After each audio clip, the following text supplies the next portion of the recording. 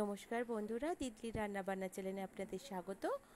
গতকাল রুটি অনেক বেঁচে গেছিলো, ভাবছিলাম বাসি রুটি দিয়ে কি করা যায়। হঠাৎ মাথায় একটা বুদ্ধি এলো।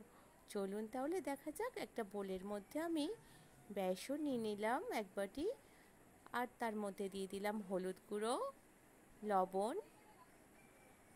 এরপর জল দিয়ে ভালো করে একটা ব্যাটার বানিয়ে নিলাম। তৈরি হয়ে গেছে ব্যাটার।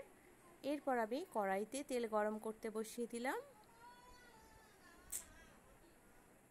এরপর ওই রুটিটা 4 ভাগে আমি ভালো করে ভাঁজ করে নিলাম।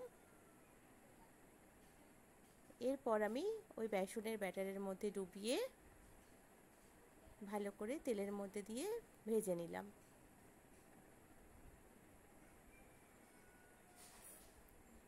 দেখুন, এপিঠ ওপিঠ ভাজা হয়ে গেছে, আমি এবার তুলে নেব। এইভাবে আমি সমস্ত রুটি ব্যাটারে চুবিয়ে ভেজে নেব।